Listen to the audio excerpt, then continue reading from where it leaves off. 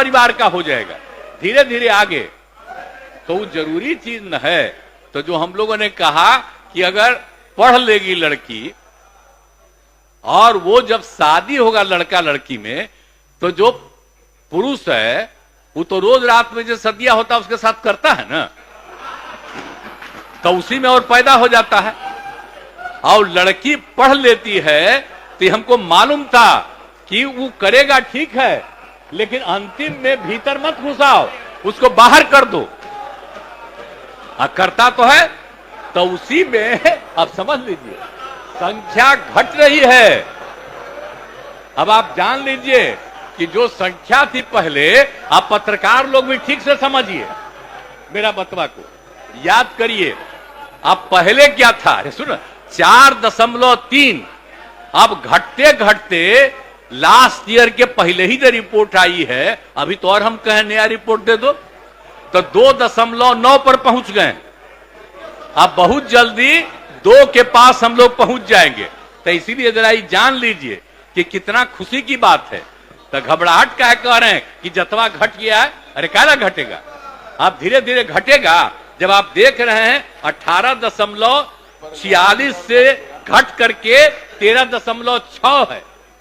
अब चूंकि लड़की को पढ़ाया गया तब उतना ज्यादा नहीं होता, अब संख्या घट रही है, 2.9 पर आ गए, तो उसका फायदा ना हो रहा है जी। अब धीरे धीरे और आगे बढ़ेगा। अगला बार जब सर्वे होगा तब देखिएगा, जो अगला बार होगा जब गणना, तब उसके बाद अगर देश भर में जनगणना कर लेंगे और जाति आधारित कर देंगे तो एक एक चीज का रिपोर्ट आएगा, धीरे धीरे और घटेगा। ये बड़ी खुशी की बात है ना। तो ये जो हम लोग करा दिए, आंसू क्यों है? आप सभी देख रहे हैं, सभी लोग लाइव चलता है तो दोनों सदन लाइव चलता है, लेकिन कुछ जो ऐसे क्लिप्स हो रहे हैं, मैं तो माननीय सभापति जी के माध्यम से भी चाहूंगी कि इस तरह के क्लिप्स लोगों को सुनने को देखने को ना मिले, ताकि महिलाएं खुद शर्मसार हो। मैडम इधर। और आज जिस तरह का बयान माननीय मुख्यमंत्री जी ने सदन में दिया, तो वो हम लोग को भी बहुत शर्मसार किया है।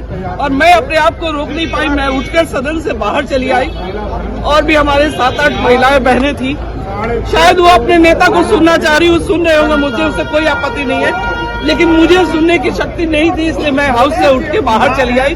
हमारे अध्यक्ष थे, हमारे नेता भी बैठे हुए थे, लेकिन मैं खुद को नहीं रोक पाई और मैं उनके उस प्रवचन को सुनने का साहस नहीं जुटा पाई और मैं बाहर चली आई। मुझे आंखों में आंसू इसलिए है कि एक महिला होना, आज उन्होंने बता दिया, उन्होंने बेइज्जती कर दी सरेआम।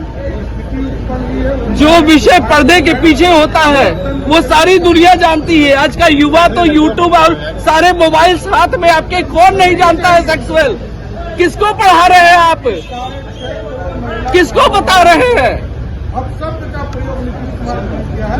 इन्होंने पूरे बिहार की महिला कौम, पूरे देश की महिला कौम को इन्होंने बदनाम कर दिया सरेआम सदन में। विधानसभा में भी कई महिलाएं सदस्य थी, विधान परिषद में भी थी, एक जगह बोलने के बाद हमारा दूसरी जगह बोलना, क्या? देखिए, इनका इंटेंशन शुरू से खराब रहता है। ये कभी भी कुछ भी कहीं अरे तरे कुछ भी बोलते रहते हैं। अभी और भी एक प्रकरण है, वो सामने आएगा धीरे धीरे आप लोगों के।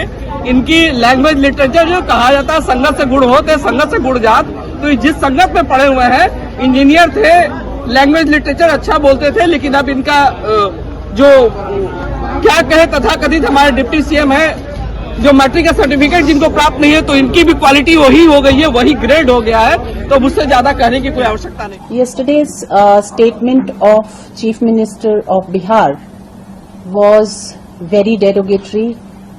We are deeply concerned with this.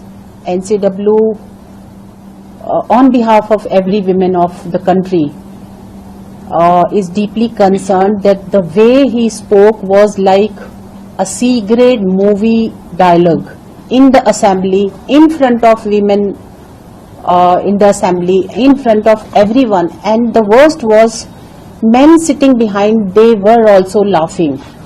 That was worst. So, मुझे लगता है कि कोई भी कंसर्न नहीं था कि वो कह क्या रहे हैं।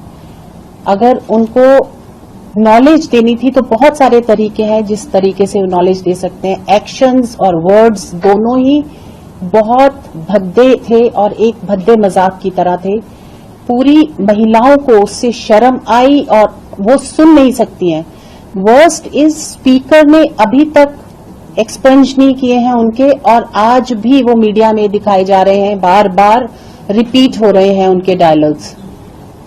मुझे पता चला है, अभी मैंने देखा कि उन्होंने मीडिया के सामने एक छोटे ग्रुप के सामने माफी मांगी, वो भी इतनी सब बात होने के बाद।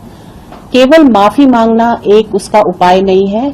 स्पीकर को, बिहार असेंबली स्पीकर को उनके अगेंस्ट एक स्टेप लेना चाहिए, एक्सपंज करने चाहिए उनके डायलॉग। हमें मालूम है कि एक कौरवों ने जब द्रौपदी को भरी सभा में एक बार बेइज्जत किया था तो उसका क्या रिजल्ट था। वो एक पहला कदम था उनकी पूरी की पूरी कौरवों की जो सत्ता थी वो खत्म होने का। तो मुझे लगता है ये बिहार में पहला एक स्टेप है जो जिस तरह का उन्होंने ये गंदी अभद्र स्टेटमेंट दी है असेंबली में, उनका भी नाश निश्चित है। खड़ा हो रहा है। महिला आयोग तक ने कहा है कि नीतीश कुमार को माफी मांगनी चाहिए। हम लोगों को शर्म आती है कि हमारे स्टेट का मुख्यमंत्री लोग बिहार से, और हमको लगता है कि प्रत्येक बिहारी को शर्म आ रही होगी आज कि उसका मुख्यमंत्री ऐसा अश्लील भाषा का प्रयोग करता है असेंबली में। इस तरह घटिया उसका ये बयान होता है, एकदम थर्ड क्लास कटर का जो बयान होता है वो बयान था नीतीश कुमार का। यह परिचायक है। हमको लगता है कि नीतीश कुमार दिमाग से ये लूज हो चुके हैं। लोग बताते रहते हैं कि वो अपने सहयोगियों का नाम भूल जाते हैं, यह भी भूल जाते हैं कि वो गृह विभाग के प्रभार में वही है, ये सब भूल जाते हैं।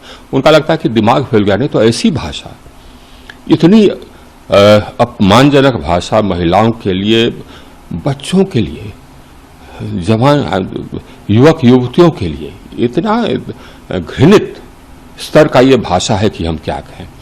बिहारी होने के नाते तो हमको शर्म आती कि हम ये पूरी तरह सार्थक है। आप देख रहे हैं नीतीश जी की जो स्थिति है, ये बीमार है और भारत का संविधान ये कहता है कि जो व्यक्ति बीमार हो उसको गद्दी पर बने रहने का कोई अधिकार। तो ऐसी भाषा नहीं रहती। हम तो वही कह रहे हैं कि ये दुर्भाग्यपूर्ण है, कोई न कोई गलत मेडिसिन देने का काम कर रहा है।